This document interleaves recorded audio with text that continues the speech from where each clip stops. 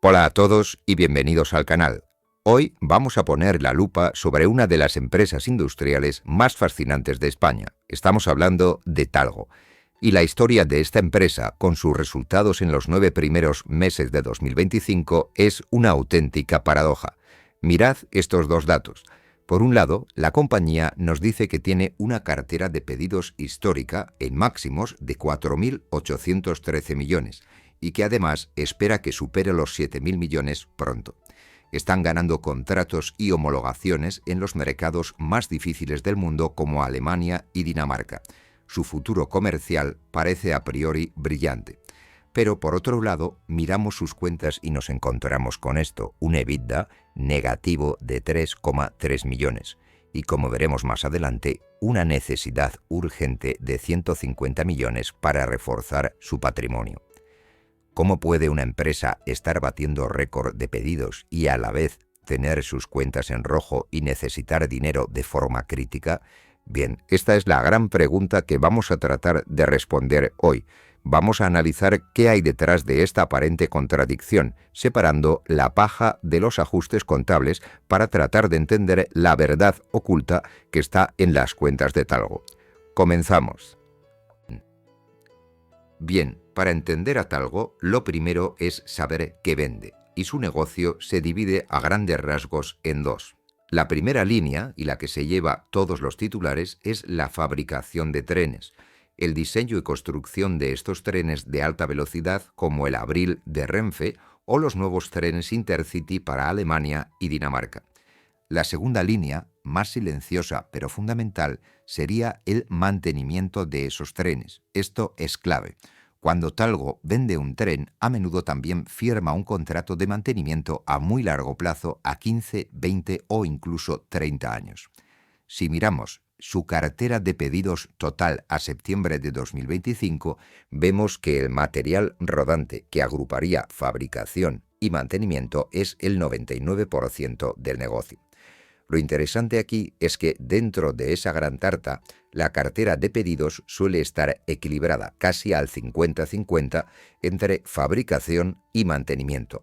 ¿Y por qué es esto importante? Bueno, pues porque la fabricación da grandes ingresos de golpe, pero el mantenimiento da ingresos recurrentes, estables y predecibles durante décadas. Sería este el negocio que realmente paga las facturas de una forma constante.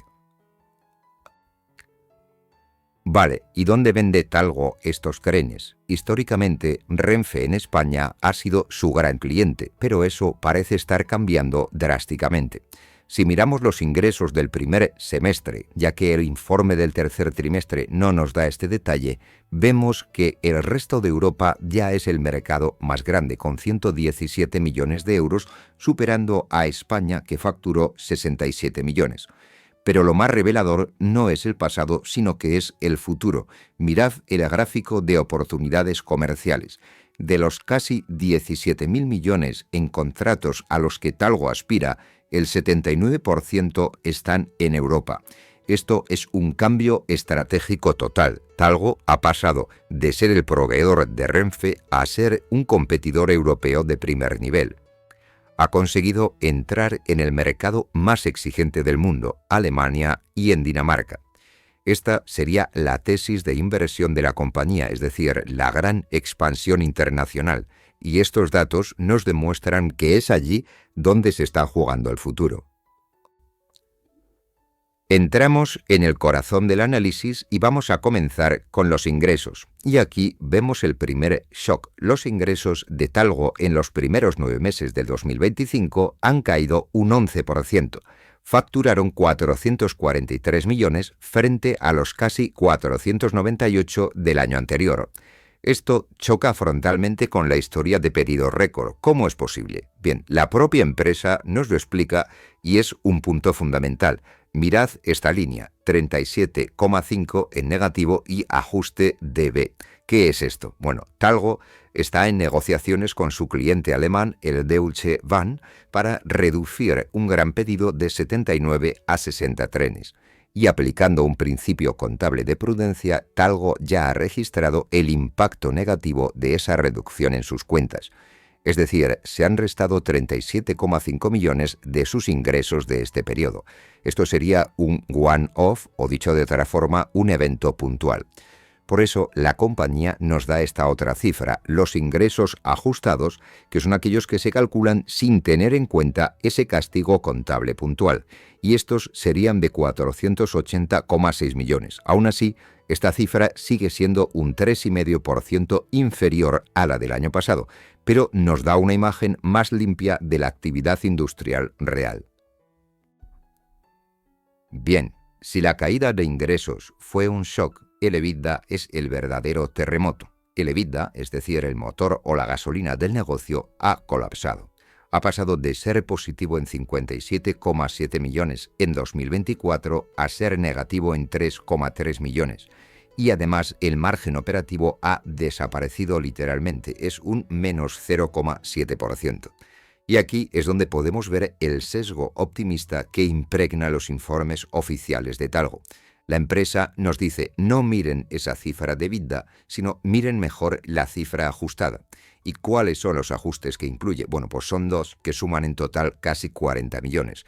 El primero, el ajuste del Deutsche Bank de 37,5 millones, que ya vimos anteriormente, de tal forma que si restas ingresos, pues el EBITDA cae en esa misma cantidad. Y en segundo lugar tenemos el cierre de un proceso judicial en Los Ángeles que ha tenido un impacto negativo adicional. Si perdonásemos esos dos impactos, el EBITDA ajustado sería de 36,6 millones. Y aquí es donde debemos ser un poco críticos. Es cierto que son eventos puntuales, pero incluso si miramos la cifra limpia, entre comillas, de 36,6 millones, el margen operativo es del 7,6% y el año pasado fue del 11,6%. Esto nos dice algo muy importante. Incluso sin los eventos extraordinarios, la rentabilidad pura del negocio se ha reducido en 4 puntos. La inflación de costes o la ejecución de proyectos menos rentables están pasando factura a la compañía. Ahora vamos a pasar del EBITDA al beneficio neto. Esto sería lo que la empresa dice que ganó o perdió. El informe del tercer trimestre no nos da la cifra del beneficio neto de los 9 meses, se centra únicamente en el EBITDA, así que tendremos que ir al informe financiero del primer semestre. Y los números aquí son contundentes. En los primeros 6 meses del año, Talgo registró unas pérdidas netas de 65,7 millones, y en el mismo periodo del año anterior estaba ganando 14,6 millones. ¿Por qué estas pérdidas tan abultadas? Bueno, por todo lo que hemos visto anteriormente, los ajustes del Deutsche Bank y los ajustes del proceso judicial en Los Ángeles, y además debido también al aumento de los costes financieros que serían el pago de intereses por su deuda. Dado que el EBITDA de los 9 meses sigue siendo negativo, menos 3,3 millones, es seguro afirmar que la compañía acumula pérdidas netas significativas también a cierre de septiembre. Y ahora llegaríamos a la diapositiva que hemos titulado La verdad, porque una cosa es el beneficio neto, que es a fin y al cabo una opinión contable, y otra muy distinta es el flujo de caja, que es una realidad. Es el dinero que de verdad entra o sale del banco. Y aquí es donde se entiende toda la historia de Talgo. La propia empresa nos da esta cifra en su presentación de resultados del primer semestre. El flujo de caja operativo fue negativo en 45,4 millones. Lo primero que podríamos pensar es, pero el año pasado fue peor, fue negativo en 100 millones. Y sí, es menos malo, pero sigue siendo un agujero de 45 millones en solo 6 meses. Sigue saliendo más dinero del que entra. ¿Y por qué? ¿En qué se ha ido todo ese dinero? La presentación nos lo desglosa en 3 partes clave. En primer lugar, el efectivo de las operaciones, negativo en 17,2 millones.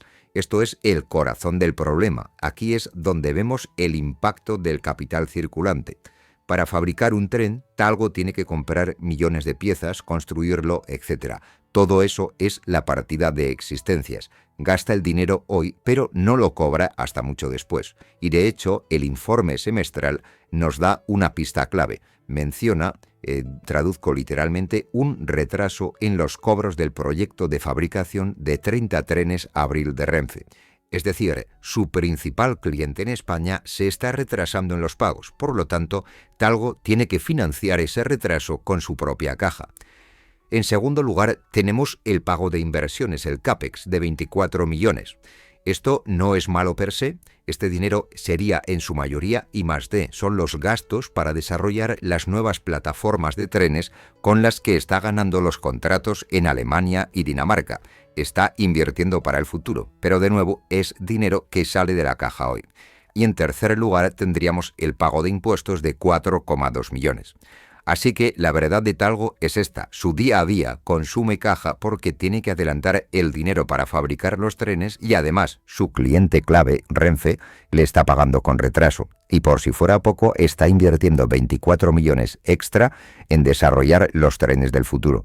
De tal forma que cuando sumas todo esto, quemas 45,4 millones en 6 meses. Y si empezaste el año con 93 millones en el banco, puedes ver que este ritmo no es sostenible. Y esta sería la razón por la que Talgo necesita dinero urgentemente. Este es el porqué de la operación de rescate. El flujo de caja, nos lo ha contado. Y todo este consumo de caja nos lleva directamente al termómetro de riesgo, que no es otro que la deuda. A cierre del primer semestre, la deuda financiera neta de Talgo era de 467 millones, 63 más que al empezar el año.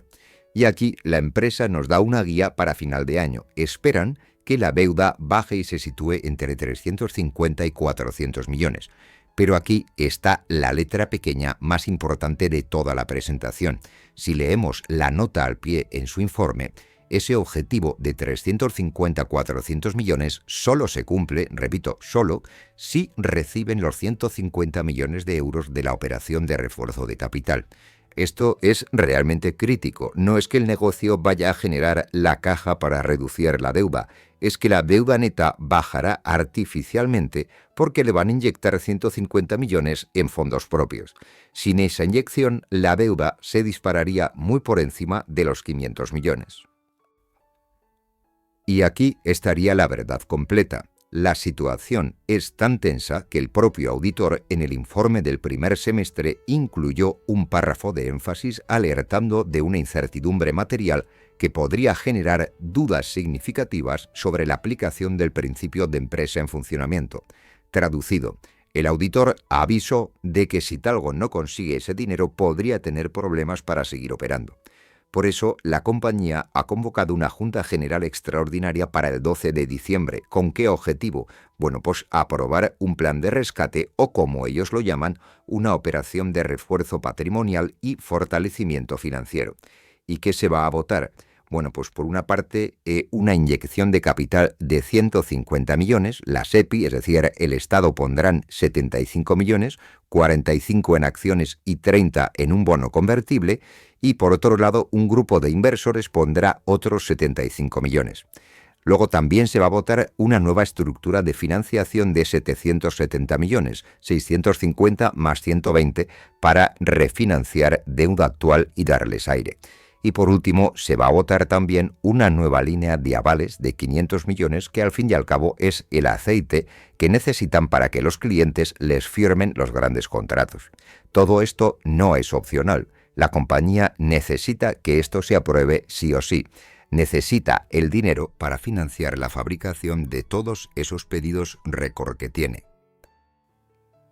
Bien, pasemos al payoff. ¿Qué hay para el accionista? Vamos a empezar por el dividendo. La respuesta es muy rápida. No hay. Si miramos el estado de flujos de efectivo, no se han pagado dividendos ni este año ni el pasado, y parece lógico.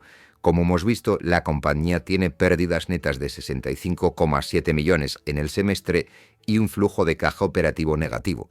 Está en un plan de rescate para captar dinero, no para repartirlo. Cualquier inversor en Talgo debe tener claro que en el corto y medio plazo la prioridad absoluta de la empresa es la supervivencia financiera y la ejecución de proyectos, no la retribución al accionista.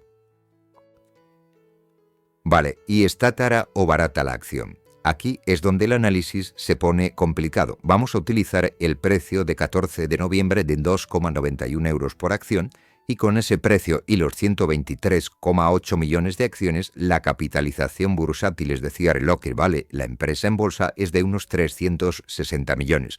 Ahora, si le sumamos la deuda neta que la propia empresa espera tener a fin de año, es decir, si el rescate se aprueba entre 350 y 400 millones, todo esto nos daría un valor de empresa o enterprise value, lo que costaría comprar la empresa entera pagando su deuda, de entre 710 y 760 millones. ¿Y esto es mucho o poco? Bueno, veamos los múltiplos. El múltiplo PER no se puede calcular, puesto que la empresa está en pérdidas. Si miramos el Enterprise Value Ventas, la empresa vale 1,2 veces sus ventas anuales. No parece una locura. Pero si miramos el Enterprise Value EBITDA, utilizando, eso sí, el EBITDA ajustado que la empresa espera de entre 40 a 50 millones, la empresa cotizaría a un múltiplo de entre 14 y 18 veces. Esto es un múltiplo que empieza a ser ya exigente. Es un múltiplo que nos dice que el mercado se está creyendo totalmente la historia de crecimiento a largo plazo. Está ignorando los problemas actuales y pagando ya por los beneficios futuros que vendrán de esa cartera de pedidos gigante. En resumen, Talgo no es una acción que se compre por sus resultados de hoy. Es una historia, una apuesta a que el clímax del futuro compensará el riesgo del presente. Bien, y ahora entremos en ese clímax. Si las finanzas actuales son la cruz de Talgo, esta sería la cara, es decir, la visión del futuro. Mirad estas cifras. La cartera de pedidos, es decir, el backlog, es de 4.813 millones. Sería trabajo ya firmado que garantiza la actividad industrial durante años. Pero es que la propia empresa nos dice que esta cifra superará los 7.000 millones próximamente cuando se formalicen contratos ya adjudicados, como el de Flixtrain. Y si miramos más allá, la tubería de oportunidades comerciales, es decir, concursos a los que se presentan, es de casi 17.000 millones, con un foco total en Europa. Todo esto sería el océano azul de Talgo. Han logrado, con su tecnología, abrirse paso en los mercados más difíciles, Alemania y Dinamarca, y ahora tienen delante un potencial de crecimiento enorme. El problema, bueno, pues como ya hemos visto, es que para pescar en ese océano van a necesitar un barco, es decir, un balance que ahora mismo está en el astillero pidiendo reparaciones urgentes. Bien, esta cartera de pedidos no es humo, sino que ya se está materializando. En 2025 han ocurrido una serie de hitos que lo cambian todo. En Alemania, por ejemplo, Talgo ha logrado la certificación y ha entregado las primeras unidades de sus trenes Talgo 230 a Deutsche Bahn. A pesar del ajuste del contrato, esto es un hito, puesto que han conseguido entrar en el mercado más difícil. En Dinamarca, por ejemplo, sus trenes no solo se han entregado, sino que ya están en servicio comercial cubriendo la ruta Copenhague-Hamburgo. Estos serían los sellos de calidad que Talgo necesita y gracias a ellos, ha llegado el que es quizá el contrato más importante de su historia, el pedido de Flixtrain, el operador privado alemán, para fabricar hasta 65 trenes. El primer pedido en firme ya es de 1.100 millones. Esto, sumado a los trenes de Renfe, a los pedidos de Egipto y otros más, es lo que da visibilidad industrial a la compañía para los próximos 5 a 7 años. Y finalmente, ¿qué nos promete la directiva para el cierre del año 2025? Bueno, aquí tenemos el guidance oficial que la compañía mantiene. En ingresos esperan cerrar el año entre 560 y 590 millones, o entre 600 y 630 si perdonamos, entre comillas, el ajuste de Deutsche Bank. En EBITDA, la cifra oficial es cerca de 0 euros, pero nos piden que miremos el ajustado, que estaría entre 40 y 50 millones. En nuevos pedidos esperan un año récord con 2.300 millones en adjudicaciones. Y en deuda neta, el objetivo de 350-400 millones, que, repito porque es vital, asume que la Junta de Accionistas del 12 de diciembre aprueba el plan de rescate de 150 millones. El riesgo, por lo tanto, es evidente. Si esa Junta no aprueba la operación, todo este guidance se cae y la compañía entraría en una situación financiera extremadamente delicada. Y llegamos a las conclusiones. ¿Con qué 4 ideas clave deberíamos quedarnos del análisis de Talgo? En primer lugar, la gran paradoja. Talgo está viviendo una esquizofrenia. Por un lado, un futuro comercial brillante, con una cartera de pedidos récord de más de 7.000 millones y la conquista de Alemania, y por el otro, un presente financiero muy duro, con EBITDA negativo y con pérdidas. En segundo lugar, la causa contable. Los resultados están fuertemente penalizados o maquillados, según se mire, por 2 eventos puntuales: el ajuste del contrato alemán y el fin de un juicio en Los Ángeles. Sin eso, el EBITDA sería positivo, aunque seguiría siendo más débil que el año anterior. En tercer lugar, el riesgo real. El negocio consume caja para crecer y se ha quedado sin gasolina. Necesita urgentemente la aprobación de su plan de rescate de 150 millones y la refinanciación bancaria en la Junta del 12 de diciembre. El propio auditor lo ha advertido. Sin eso, el principio de empresa en funcionamiento está en duda. Y en cuarto lugar, la tesis de inversión. Talgo hoy día no se valora por sus beneficios, porque no los tiene. Es una apuesta por el futuro. El mercado le está dando un valor de entre 14 y 18 veces el EBITDA ajustado, basado en la esperanza de que este bache financiero sea temporal y de que el dinero del rescate sirva para ejecutar esa cartera de pedidos y convertirse, ahora sí, en un gigante europeo. Y esta ha sido la radiografía completa de Talgo a cierre del tercer trimestre de 2025. Si te ha gustado este análisis y quieres más vídeos como este ayudándote a entender qué hay detrás de los números de las empresas, solo te pido 2 cosas. Dale al botón de like, que es fundamental para que YouTube sepa que este contenido es de valor, y si aún no lo has hecho, suscríbete y activa la campanita para no perderte próximas radiografías. Y como siempre, recuerda, esto ha sido un análisis educativo y pedagógico basado en los informes públicos de Talgo. No es bajo ningún concepto una recomendación de compra ni de venta. Haz siempre tu propia investigación antes de tomar cualquier decisión de inversión. Sin más, gracias por vuestro tiempo y nos vemos en próximos vídeos.